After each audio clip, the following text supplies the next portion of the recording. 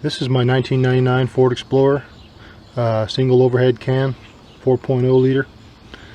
Today I'm going to be changing out the fuel filter, and the first thing I want to do is relieve the fuel pressure. There's a couple ways you can do that. One is you can actually use this little blue right here. You can hook up a fuel pressure gauge and use the relief valve and relieve all the pressure into a bucket.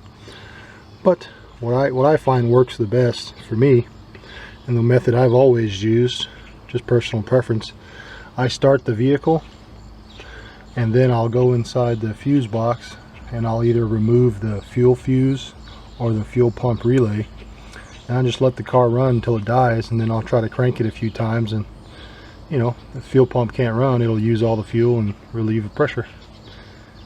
At least that's the idea. So I'm gonna go start the car now. Okay, so we started up.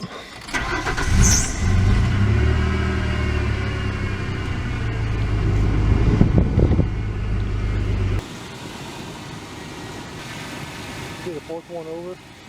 So 1, 2, 3, 4 should be this one. I'm gonna pull that.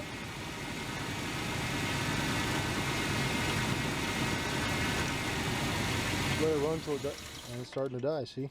Never labels anything. It's so stupid. They're like the only manufacturer that doesn't tell you what the crap is underneath there. Ford likes to make things hard. Anyway, I'm gonna try to start it a few times.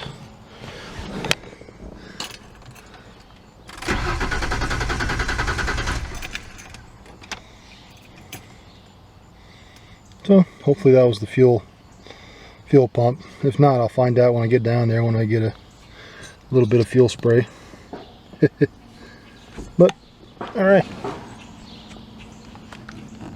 now I'm going to jack the vehicle up. I'm going to put a jack stand right here, and I'm going to put a jack stand in the front just because I like jack stands for my safety, and I'm going to chock the wheels. So let me do all that stuff, and then I'll show you where the fuel filter is at.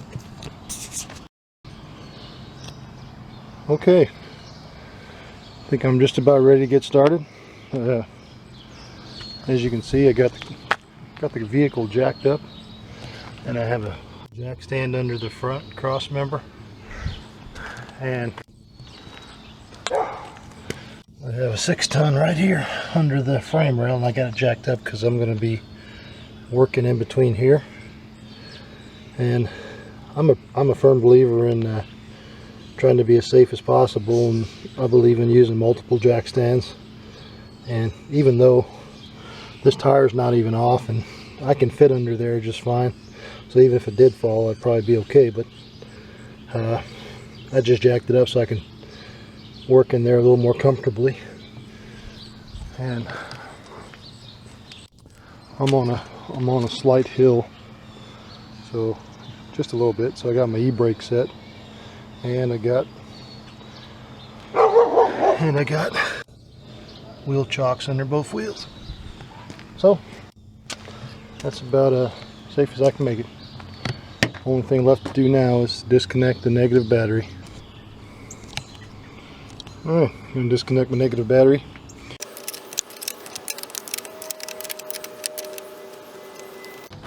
And it's off. Get that out of the way. Should be good. Just going to leave my wrench here next to my relay. Okay. Well, just about ready to go. Here's my new fuel filter. It's a Fram G8018. It's the one they gave me at the parts store. To replace this fuel filter, you don't really need a lot of it's not really bolted down. It's kind of clipped in. There's a clip on the frame rail that it snaps right in, and there's got some safety clips you pull off, little metal clips that hold hold it in, and then it's just a fuel line connected. But to get the fuel line out, here's my fuel kit here. Got all kinds of various connectors, but something like that, you got to slip it over the pipe and push, I got some plastic ones and some metal ones and whatnot, but hopefully those will work. Hopefully you guys can see this. Not in the best area, but that's it right there. Okay. Hey guys, just to point out, you know, when you're working under a car, always wear glasses. Okay, first thing I'm going to do is use a screwdriver, and I'm going to pry this thing off the rail. Just get up, give it a little pop out like that.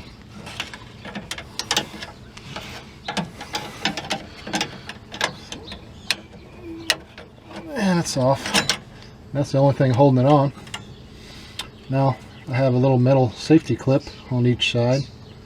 This little metal clip, you just get a screwdriver and pop it out like that, and it'll dangle right here. I don't know if you can, hopefully you guys can see that.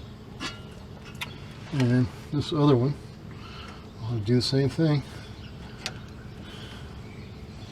Just pop this out, let those clips angle. Now the only thing holding the fuel filter on is those little clips, and you want to use a little special tool for that. You got to fit it over the pipe, and then you got to slip it in, and then hopefully be able to pop it off.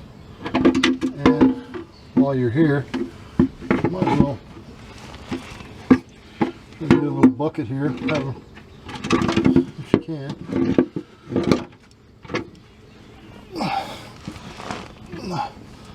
Okay, now this little tool, it slips over the pipe like this, like where the back side's facing towards the filter, and this side slips into the fitting, and you kind of push in and push that and pop it apart. Hopefully these things are a pain in the ass sometimes, but we'll see.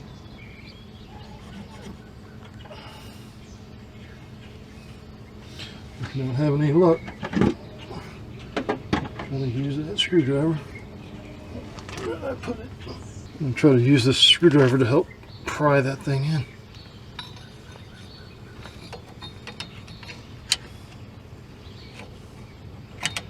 And just, this is why I like the metal ones a little better than the plastic ones, because these you can pry on them. That thing should be ready to pop out.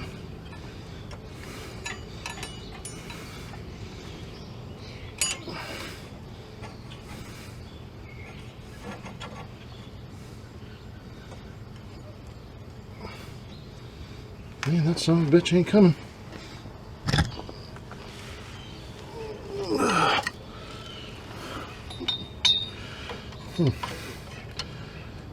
Let's try again.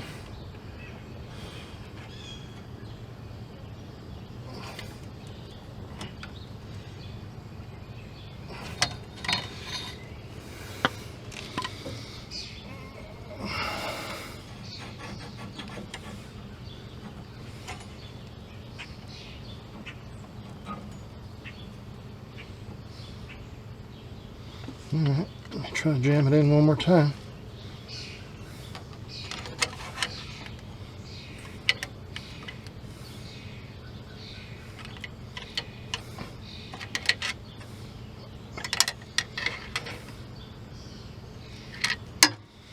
Not having any luck.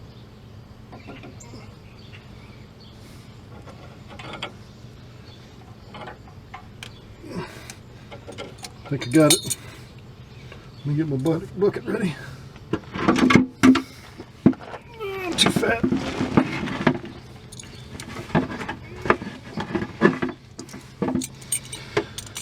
Yeah, I give up. I'm just gonna let it spill. I hate getting fuel on me, but it can't fit the bucket. Okay.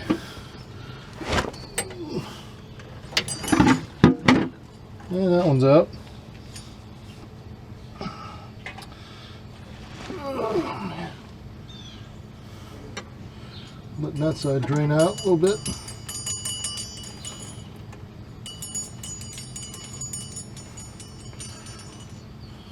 just plugging it with my thumb. And while I got this thing here, I'm going to go ahead and pop this side on. Flow, as you can see the arrow. So I don't know if you can see that or not, but there's an arrow on here directing flow. So that means flow comes from the tank this way. So, and that's on. Give it a pull. Oh, yeah, pop it on. And it snapped on. Okay, so that side's done. Now I got to get this side and then pop it on. I try to use my screwdriver. And just help drive it in. Now this one should pull off. It does. I'm going to drop that. I'm going to pop this one back in. Just push it till it snaps in. It snapped in. Okay. Let me try to show you guys up close. Let me zoom out. It's dark up here. I don't know how well I can show you guys. Those little clips, they just slip on, and there's a spring inside, and then they have these little safety clips that there's a little fitting right here and right here, and you snap this on so they can't back out, and it's one on each side. Hopefully you guys can see. It's really hard to see in here, but I got this one on, snapped on. See how that thing snaps on? You just, when you want to take it off, you just pull it off.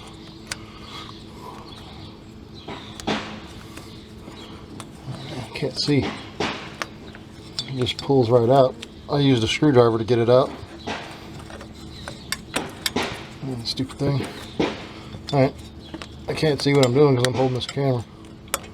Oh yeah, there it is. You just pop this out like that, and the way you get this off is you use that little tool, slips over the bar, and you just push it in, and then you drive this way, and it snaps that spring free, and then you can pull it out.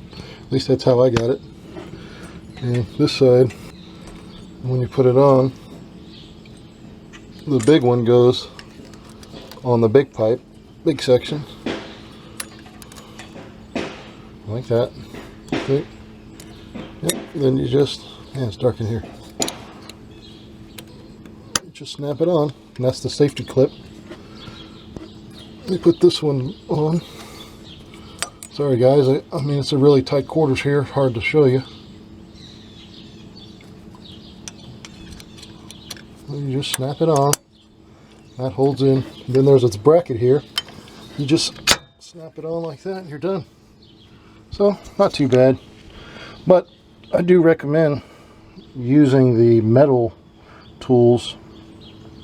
I tried doing this one time, and I used my little, let me show you, I tried doing it with these. These will work, but not as good as the metal ones do. Plus, like if you stick this in and you want to put pressure behind it like I did with a screwdriver to get it out, your thing just bends and not as durable. So I recommend you don't buy these. I recommend the metal ones. They work a whole lot better. At least they do for me. Here's the end here. Now, the fuel line, you slip it on and you just push on it until it snaps over this thing.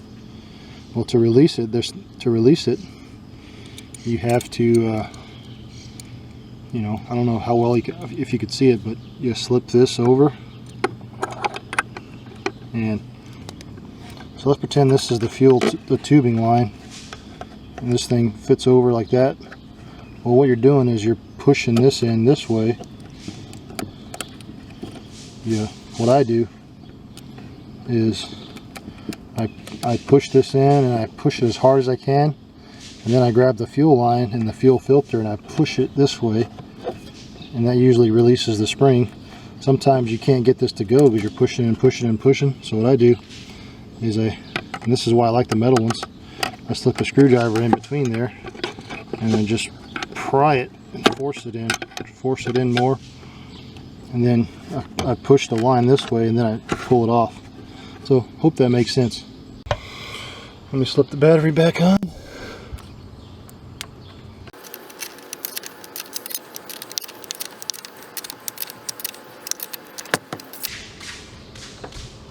Okay, got that tightened. Now, here's the relay. Let me pop it back in. You just broke the lines on the fuel, so it's a good idea. You want to try to prime it. You don't want to just start cranking on it and keep cranking and cranking and cranking. It may start up, it may not. It's me, I like to, and this is just personal preference, I like to prime it a few times. So you just turn it on, and that